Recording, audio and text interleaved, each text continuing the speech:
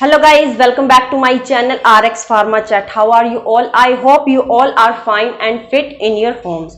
Guys, जैसे मैं आपको बता दूं कि लास्ट वीडियो में हमने कफ की ट्रीटमेंट एक्सपेक्टोरेंट के द्वारा की थी, तो आज की वीडियो में हम एंटीटसिव को डिटेल से करेंगे कि किस तरह से हम अपनी कफ को ट्रीट कर सकते हैं एंटीटसिव्स के द्वारा और कौन कौन सी ऐसी ड्रग्स की क्लासिफिकेशन है जो एंटीटसिव्स के यूज होती है और इसमें ड्रग्स के क्या क्या एडवर्स इफेक्ट हो सकते हैं, ये सब कुछ हम डिटेल में करने वाले हैं। तो आप मेरी वीडियो को बिल्कुल स्किप ना कीजिए, स्टार्टिंग से लेके एंड तक जरूर देखना।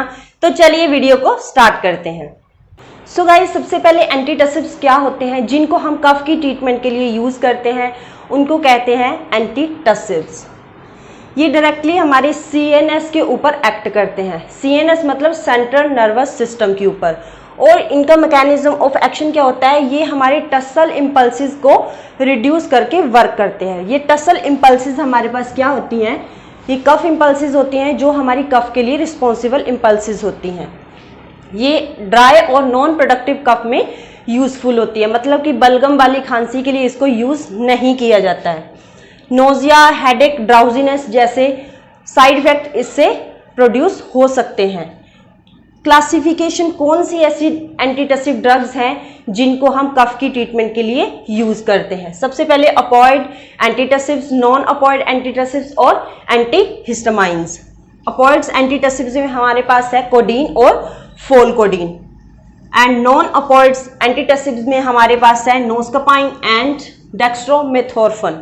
एंटीहिस्टामाइंस में हमारे पास है क्लोरफेनिरामाइन, डाइफेनहाइड्रामाइन एंड प्रोमेथाजिन।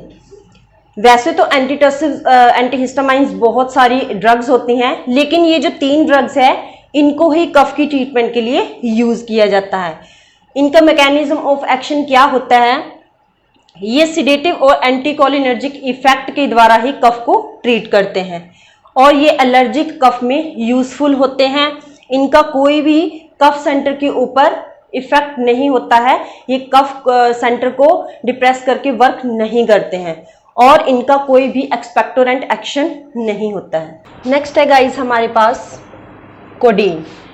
ये हमें फेनेंथ्रीन ग्रुप के ओपियम अल्कलॉइड से मिलती है और ये नार्कोटिक एंटीटसिव्स होती है। नार्कोटिक एंटीटसिव मतलब कि ये सिडेशन कोज करने वाली होती है। It's action similar to morphine.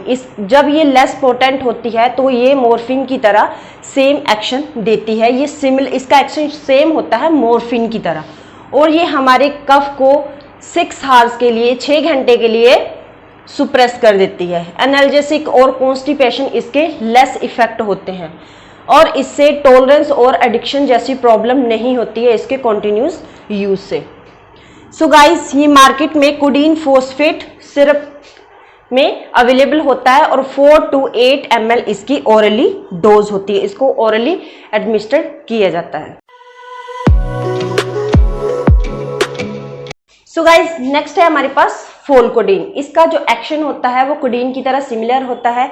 ये भी ओपियम अल्कलॉइड से ही हमें प्रोवाइड होता है और इसका कोई भी एनाल्जेसिक इफेक्ट नहीं होता है, ना ही इसमें कोई एडिक्शन प्रॉपर्टीज होती है। लेकिन ये जो ये एक्ट करता है, इसका एक्शन टाइम होता है, ये लॉन्गर टाइम के लिए एक्ट करता है। कोडीन हमारे पास 6 आवर्स के लिए एक्ट करता था और ये हमारे पास 12 आवर और उससे मोर आवर्स के लिए अपना एक्शन शो करता है और इसको ओरली एडमिनिस्टर्ड किया जाता है और मार्केट में ये फोलकोडीन लिंक्टस में अवेलेबल होता है और इसकी डोज होती है 10 to 15 mg और इसको ओरली एडमिनिस्टर करते हैं। ड्राई और इरिटेटिंग जो इचिंग वाली कफ होती है उसके लिए ये यूज होता है। तो गाइस, नेक्स्ट है हमारे पास नॉन ओपियोइड्स एंटीटसिव्स। ये हमें बेंजोआइसोक्विनोलिन ग्रुप के ओपियम अल्कलॉइड से मिलता है। ये कैसे वर्क करता है, ये हमारी सीएनएस को डिप्रेस करके, हमारी कफ को डिप्रेस करके वर्क करता है और इससे एडिक्शन जैसी प्रॉपर्टीज, एडिक्शन जैसे एक्शन इससे हो जाते हैं। नेक्स्ट है, इसका जो एक्शन होता है वो कोडीन की तरह सेम होता है एंटीटसिव्स में, लेकिन ये अस्थमा में यूज नहीं किया जाता है और ये सिर्फ स्पास्मोडिक कफ में ही यूजफुल होता है। इससे कोई नार्कोटिक और कोई एनाल्जेसिक प्रॉपर्टीज इसमें नहीं होती है। 10 to 15 mg ओरली इसको एडमिनिस्टर्ड किया जाता है और हेडेक और नोजिया जैसी इससे साइड इफेक्ट्स हो सकते हैं।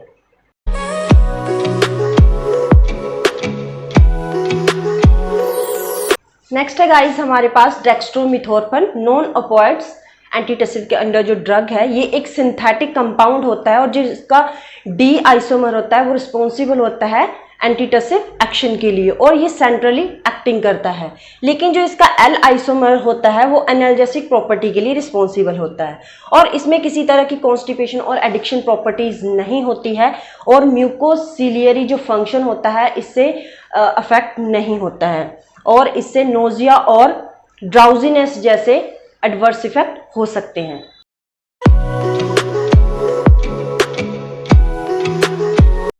सो गाइज ये थी मेरी आज की इंफॉर्मेशन, आज की वीडियो मेरी कैसी आपको लगी प्लीज मुझे जरूर बताना और मुझे कमेंट करके जरूर बताना अगर आपका मेरी वीडियो से रिलेटेड कोई क्वेश्चन है। तो चलिए गाइज नेक्स्ट वीडियो में नेक्स्ट इंफॉर्मेशन के साथ मिलेंगे, तब तक के लिए good bye, have a nice day.